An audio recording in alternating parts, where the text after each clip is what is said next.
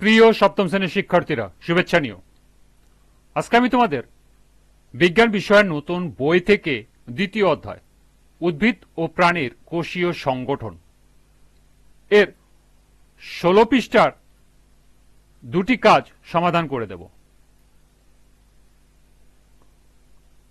প্রথমে তোমাদের বলবো, যারা আমার চ্যানেলটি সাবস্ক্রাইব করো নাই তারা আমার চ্যানেলটি সাবস্ক্রাইব করবে এবং আমার সাথে থাকবে। তাহলে চলো আমরা ক্লাস শুরু করি। দ্বিতীয় অধ্যায় পৃষ্ঠা নং 16। এর প্রথম কাজটি হলো তোমার হাতের কনু বাঁকাও ও সোজা করো। এতে তোমার হাতের পেশির কি পরিবর্তন ঘটছে, কেন পরিবর্তন ঘটছে, কিভাবে পরিবর্তন ঘটছে লক্ষ্য করো এবং নিচের শ্রেণীতে লিখে শ্রেণীতে উপস্থাপন করো। অর্থাৎ তোমার হাতের কনু যখন বাঁকা করবে এবং সোজা করবে, এখানে তোমার কি পরিবর্তন ঘটছে। এখানে তোমাকে কিন্তু লক্ষ্য করতে হবে, তিনটা প্রশ্ন আছে। একটা হলো কি পরিবর্তন ঘটছে, কেন পরিবর্তন ঘটছে এবং কিভাবে পরিবর্তন ঘটছে। তাহলে এখন আমাদেরকে এই তিনটি প্রশ্নের উত্তর বের করতে হবে। তো চলো এখন আমরা এর সমাধান দেখে নিই। হাতের কনু বাঁকানো এবং সোজা করার সময় হাতের পেশিতে স্পষ্ট পরিবর্তন ঘটে। প্রথম প্রশ্ন, কি পরিবর্তন ঘটে? এর সমাধান হলো, কনু বাঁকালে, অর্থাৎ আমরা যখন কনুটা বাঁকা করব তখন এক, উপরের বাহুর সামনের বাইসেপ পেশি সংকুচিত হয়। দুই, বাইসেপ পেশি ছোট ও মোটা হয়। তিন, পিছনের পেশি ট্রাইসেপ শিথিল বা ঢিলা হয়। এবং চার, ট্রাইসেপ পেশি লম্বা ও পাতলা হয়। এরপর যখন আমরা কোনো বাঁকা থেকে সোজা করব তখন কি হবে? এক, ট্রাইসেপ পেশি সংকুচিত হয়ে ছোট ও মোটা হয় এবং দুই, বাইসেপ পেশি শিথিল হয়ে লম্বা ও পাতলা হয়। দ্বিতীয় প্রশ্ন ছিল, কেন এই পরিবর্তন ঘটে? হাতের পেশিগুলো বিরোধী পেশি হিসাবে কাজ করে, অর্থাৎ এক, একটি পেশি সংকুচিত হলে অপরটি শিথিল হয়। দুই, হাড়কে নাড়াচাড়া করানোর জন্য পেশিকে সংকুচিত ও শিথিল হতে হয়। এবার সর্বশেষ প্রশ্নের সমাধান, কিভাবে এই পরিবর্তন ঘটে? এক, মস্তিষ্ক থেকে স্নায়ু সংকেত পেশিতে পৌঁছায়। দুই, সংকেত পেলে পেশির ভিতরে তন্তুতে স্লাইডিং ঘটে।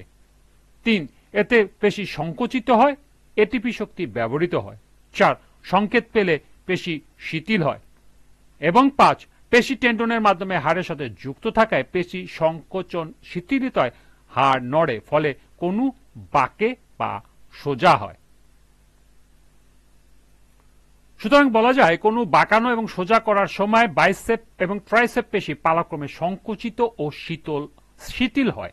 স্নায়ু সংকেত ও শক্তির সাহায্যে এই পরিবর্তন ঘটে, যার ফলে হাতের নাড়াচাড়া সম্ভব হয়। এই ছিল প্রথম কাজের সমাধান। এবার আমরা দ্বিতীয় কাজটি দেখব। একটি টেবিলের উপর এমনভাবে বসো যাতে পা দুটো ঝুলে থাকে। হাঁটু নিচ থেকে একটি পা সোজা করো, আবার একটু বাঁকাও। কোন পেশিগুলো এই নড়াচড়া অংশ নিচ্ছে হাত দিয়ে ধরে বোঝার চেষ্টা করো এবং কি বুঝলে তা শ্রেণীতে উপস্থাপন করো। তাহলে চলো আমরা এখন উপরের কাজের অনুরূপভাবে নিচের কাজটি সমাধান করি।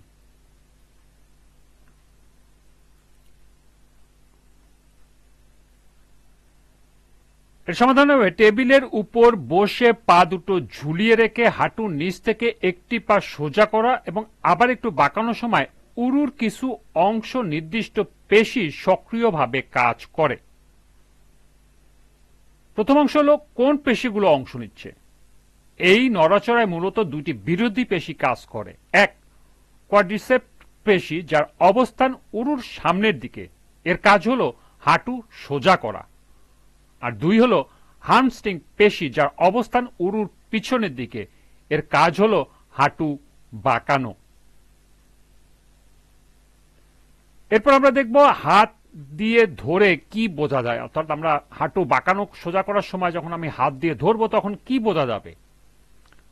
পা সোজা করার সময় এক, উরুর সামনের দিকের পেশি কোয়াড্রিসেপ হাত দিয়ে ধরলে বোঝা যায় পেশিটি শক্ত, মোটা ও টান টান হয়ে গেছে। এবং দুই, একই সময় উরুর পিছনের হামস্ট্রিং ঢিলা থাকে। আবার যখন পা বাঁকা করব তখন উরুর পিছনের পেশি অর্থাৎ হামস্ট্রিং শক্ত ও টান টান হয়ে যায়, আর উরুর সামনের পেশি অর্থাৎ কোয়াড্রিসেপ শিথিল থাকে। এবার সর্বশেষ সমাধান হলো কেন এমন হয়। হাঁটু সোজা ও বাঁকার জন্য পেশিগুলো বিরোধী পেশি হিসাবে কাজ করে। একটি পেশি সংকুচিত হলে অপরটি শিথিল হয়। পেশির সংকোচন শিথিলতার ফলে টেন্ডনের মাধ্যমে হাড়ের টান পড়ে এবং হাঁটুর নড়াচড়া ঘটে। সুতরাং বলা যায় হাঁটুর নিচ থেকে পা সোজা ও বাঁকানোর সময় উরুর সামনের কোয়াড্রিসেপ্স এবং পেছনের হামস্ট্রিং পেশি পর্যায়ক্রমে সংকুচিত ও শিথিল হয়। হাত দিয়ে ধরে পেশির শক্ত হওয়া ও ঢিলা অনুভব করে এই বিষয়টি সহজে বোঝা যায়। এটি মানবদেহের পেশি সঞ্চালনের একটি মৌলিক প্রক্রিয়া। এই ছিল 26 পৃষ্ঠার দুটি কাজের সমাধান। আজকের ক্লাসটি এ পর্যন্তই। সবাইকে আবারও বলছি, যারা আমার চ্যানেলটি সাবস্ক্রাইব করবে তারা আমার চ্যানেলটি সাবস্ক্রাইব করবে এবং আমার সাথে থাকবে। সবাইকে পরবর্তী ক্লাস দেখার আমন্ত্রণ জানিয়ে আজকের মতো আমি এখানেই বিদায় নিচ্ছি। আল্লাহ হাফেজ।